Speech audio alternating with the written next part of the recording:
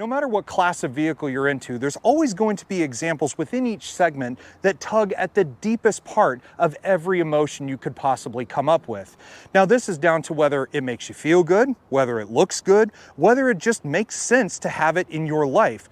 But most importantly, how hard is whatever you're looking at going to hit your wallet when it comes to making it your next form of transportation? Now, I could think of quite literally thousands of examples that could fit all different needs in anyone's life. But what I'm standing with right here, with a huge thank you to the Parkway family of dealerships here in Kingwood, Texas, is what most would see as one of Korea's boldest attempts yet to make a huge dent in the compact four-door segment. This is the all-new 2025 Kia K4. The sound we hear it, the sound we bring it, the light we see it, the light we find it, the vibe we take it, the vibe we break it, the vibe we leave it, the vibe we make it, the style we keep it, the style we feel it, the style we own it.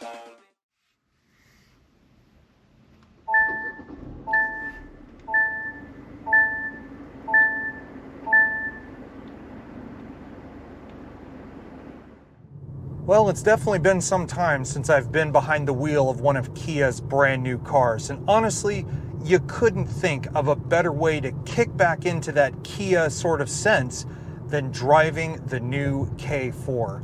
Because as many people really did have a soft spot for this car's predecessor, the Forte, the K4 has capitalized on that with not only a much bigger car, but also something far, far greater than the Forte was reaching for in the beginning.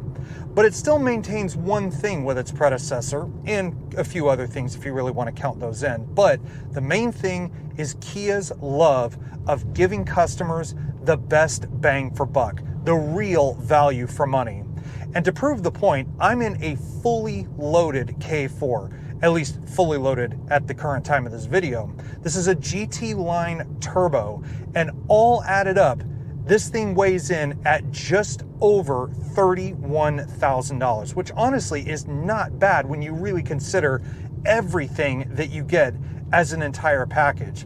Couple that with the fact that we still have a very well-known engine, the 1.6 liter Theta 2 turbocharged gasoline direct injected 4-cylinder, which doesn't exactly make as much power as the old Forte GT, but it still returns over 30 miles per gallon on the highway. And on top of that, it's still punchy. It's got almost 200 foot-pounds of torque, and you're pushing around the car that's, I want to say, around 3,200 pounds, maybe a little over, a little under, depending on how equipped. But all in, the fact that it now has ditched the old 7-speed dual clutch transmission in favor of the K5's torque converter 8-speed automatic, this car is now so much more compliant. It's much more comfortable. It doesn't feel like it's more raw and sporty. It's a little bit more relaxed in a way, which is kind of odd considering that you would think a turbocharged compact like this would be more about performance and having fun. It's a perfect car to drive around on the daily if you don't need something so big like its bigger brethren.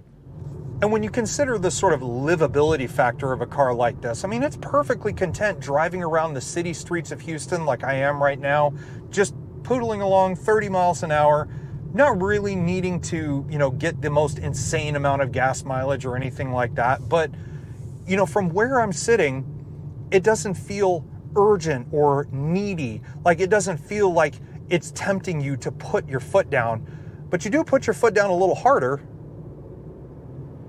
It takes a second, but ultimately the performance does get there. It does feel like the torque is like this wave that kind of pushes you up more into the power band, which the torque still is very low down despite being such a small displacement engine. Which, speaking of, the turbo is the only one that gets this powertrain. If you want anything else from the LX all the way up to a regular GT line and beyond, you're going to get Kia's 2-liter naturally aspirated 4-cylinder, which obviously doesn't exactly get you the better, in terms of performance, but it will get you much better fuel economy. First of all, the suspension is sport tuned, so while you do feel a good bit more of the road surface, put through a more dynamic steering system, it really does feel a little more communicative despite its weight and much greater size. And not to mention, I'm incredibly comfortable where I'm sitting with these Syntex seats that are heated and in this case, optionally ventilated thanks to a nice little pricey technology package.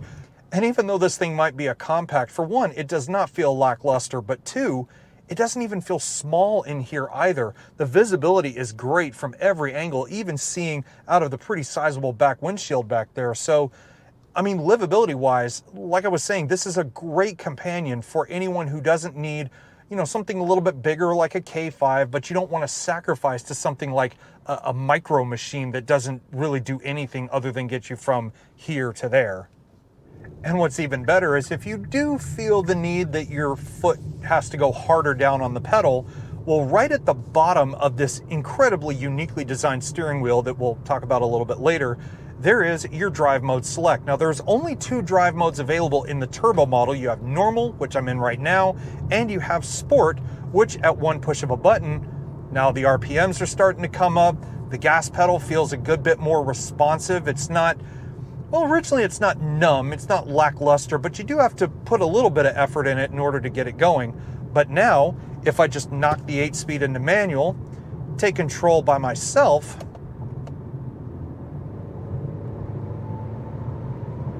oh yeah, you don't even need to bury it to feel that sort of push on your chest and your midsection as the car accelerates down the road. So it really is that peace of mind, the value for money, and surprising performance considering the numbers on paper. I mean, compared to something like from Japan or the US or anything else, this is a very, very well-rounded package when you consider what all you're getting. Now, as compliant yet playful as the K4 is out on the road, there's no getting away from the boldness of the way it looks. I mean, have you ever seen a compact car that has more of that kind of in-your-face factor anywhere else? From the design of the headlights, which are full LED for the turbo, so you've got the cube-style high and low beams, you've got the amber turn signals, which are also your daytime running lights, and even your LED fog lights here in the middle corners, to just the design of the GT line and turbo's unique front fascia. Sure, you see some familiarity like the revised Tiger Nose grille, which has been, of course, given the gloss black treatment, much like the styling elements on the lower bumper, which also this middle grille is as wide open as the upper part to allow as much of an opportunity for cooling air to get into that turbocharged powertrain up under the hood. Now, yes, being a Kia, value for money is again the name of the game here. So when you take into account just a couple of little extras that we have on this particular one, plus all of the standard features, just on the face of it, there is a whole lot going on here, from the standard radar cruise control and forward collision warning, just to name a couple, to a couple of little add-ons like the surround view monitor and the park distance control. You really are starting to see how big of a package even a $30,000 car like this can truly present. And as bold as the styling has already been so far, it isn't without a little bit of confusion in certain parts of this vehicle as well, primarily down to the side profile and the rear end area. You'll notice behind the rear wheels, the rear overhang is substantially longer compared to the outgoing Forte, for example, and also on the upper part, it gives it more of like a liftback or a sportback type look, so you might think that the trunk and the entire rear windshield would lift up as one unit. Unfortunately, that's not the case, and we'll get more on that here in just a minute. But going back to that bold factor, let's start with the size first. This thing is a whopping 5 inches longer, there or thereabouts, than some of its nearest competitors from Japan and the few remaining here in the good old US of A. But even furthermore, I am absolutely loving the color choice we've got here, the wave blue metallic. It accents every angle, crease, and curve of this car to just the right degree. Even more so when you combine it with the turbo's standard gloss black 18-inch alloy wheels wrapped in 235/40 series Kumho all-season tires. Now, as the king of the K4 trim levels, the turbo definitely does give you quite a lot, as we've already mentioned so far. Unfortunately, some may find it a little dismaying to know that some of the things that you would expect to be standard are actually part of an optional package. On this exact car, we have the Turbo Technology package, part of which includes blind spot monitoring. So that is a bit of a disappointment, I'm sure, to many, because on some of the other cars that you find on the market, that feature is something standard. But on this car, we do have a standard panoramic sunroof. We also have the standard ways of locking and unlocking the car via Kia's newest keyless access system. And first of all, yes, you have the standard touch points on the door for unlocking and locking. You grab the door handle to unlock it, and you touch the little indentation on the side to lock it. But the key fob is the real talking point here. I swear for years, Kia's key fobs have looked like the detonators for nuclear devices. You've got the big lock button right there on top, so it's like you're firing a missile when you go to lock the car. On the side of it, you have unlock, trunk, panic, and a welcome addition, considering how hot it is out here in Texas already, a factory remote start system. Alas, it's time to finally address, I guess, what would be the most controversial part of the exterior styling on the K4. And it doesn't just apply to the turbo, it applies to every single trim in the family. Now, it's not the fact that it seems to be a little bit further of a walk to get around to the rear end, again, considering those longer overhangs.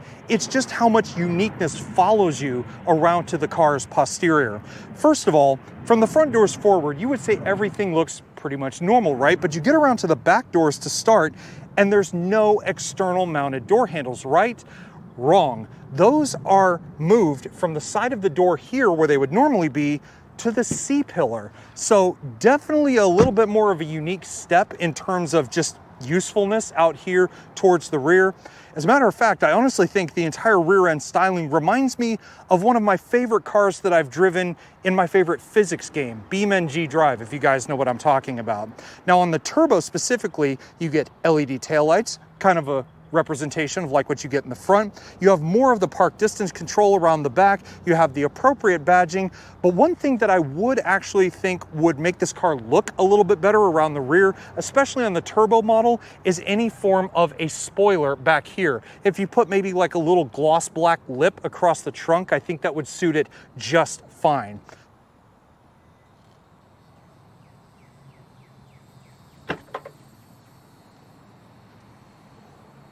Now, even though her rear end might be a little bit longer than most in the segment, that's not to say the K4 isn't a performer when it comes to keeping your stuff safe and undercover. In here is 14.6 cubic feet of cargo volume, and that isn't even the half of it, because not only can you pull a couple of tabs and fold the 60/40 split fold back seats down, but underneath the carpet there is actually a temporary spare tire. So no more fix-a-flats, no more worries about how you're going to get this car with a flat tire to the next tire shop. I would say Kia is actually on a roll when it comes to keeping you prepared and keeping your stuff safe.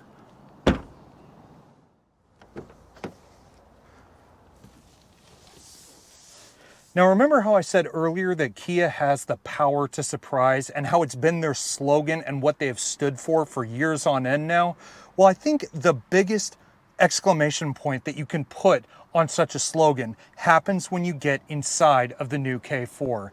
And I mean, it just starts with looking across the dash. Before you even close the door and let this car's optional memory seats move you forward, just one of the minute little things that some people might say they could live or live without. You've got the specific 3-spoke sport steering wheel with a flat top and a flat bottom. I'm really liking the two-tone white and black leather wrap on this particular one here. It's got all the buttons you want, from your multimedia ancillaries, gauge cluster adjustments for that huge infotainment display and gauge cluster combo that goes across in front of you, down to your full Kia safety suite. Everything from your lane following, radar cruise control, and so on, all at the touch of your fingertips. And the design is very reminiscent of the new Kia EV9, which I think is really where this whole concept of being much more bold and unique really started when it comes to Kia's newest design.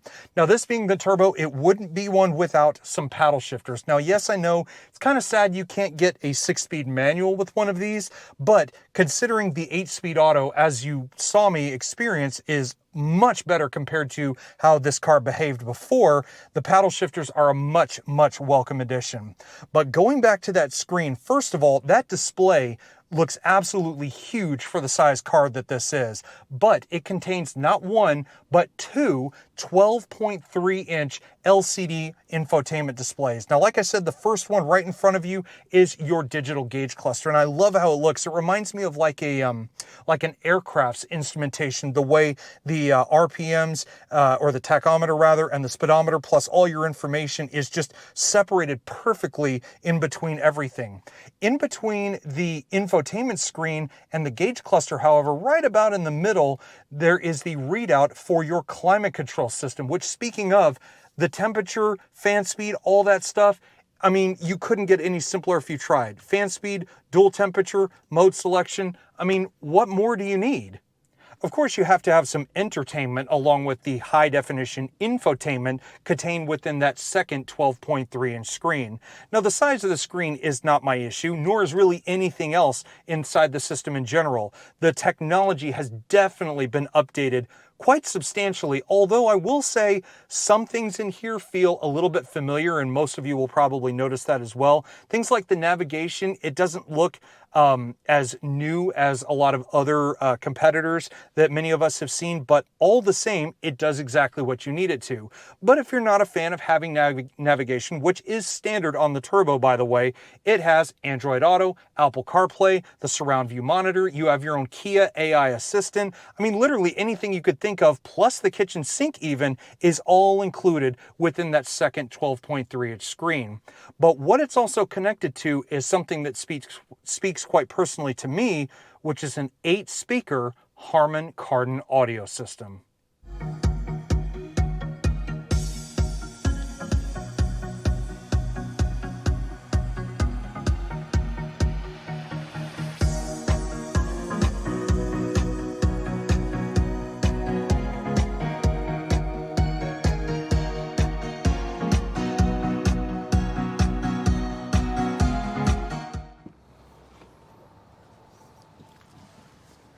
Now, as if the K4 wasn't full of enough surprises already with everything available, either optionally or as standard, getting into the back of this car was a welcome treat because, as you can see, I'm over 6 feet tall, right around 6'1" is what the doctor told me. And as you can see, sitting behind the memory seat with it all the way back, I still have plenty of room for my knees. I have tons of room for my head, actually, because this rear headliner is actually indented. And not to mention, I also have a nice little armrest where I can put my drink for such an occasion. I have 2 USB-Cs at the back of the center console, but there is one little warning I must leave everyone with, which is when you open the rear door, you might notice that there is a little bit of a piece of the bodywork that sticks out a little farther than you might expect. It actually coincides with the rear wheel arch, which is right next to my left hip. And if you park too close to somebody, well, there is that risk you're going to hit someone's door. But that little gripe aside, it is incredibly surprising that in a compact 4-door sedan, you can have as much room as someone could possibly have at my size. And on that note, everybody, this now concludes our review and drive of the all-new 2025 Kia K4. And yet again, before we go another word further, I have to give the biggest thank you ever, once again, to the Parkway family of dealerships, specifically Parkway Kia out here in Kingwood, Texas. And an even further shout goes to my good friend Reed, who is the internet director at Parkway Kia. Without all of their combined efforts and generosity, this opportunity would not have presented itself. But if you guys are interested in this particular car or any other Kia in their inventory, I've included all of their contact info and inventory in the description box below. Now, as for the car, yes, you could pick holes in a couple of things like you would any vehicle, but overall, it is yet again another brilliant example of how Kia gives you the literal best bang for your buck you could think of. From technology to the driving performance, the styling, and more. This really is yet another one of Korea's well-rounded packages. But anyways, guys, I hope you've enjoyed this review, and if you have, please give this video a thumbs up, and also while you're at it, hit the subscribe button down below, because trust me, like I said, with opportunities like this, they are very few and far between for me nowadays. So to have this opportunity at all, the support would mean all the better. But in any event, guys, I hope you enjoyed the video, and I will see you all in the next one. Take care, everybody, and stay safe.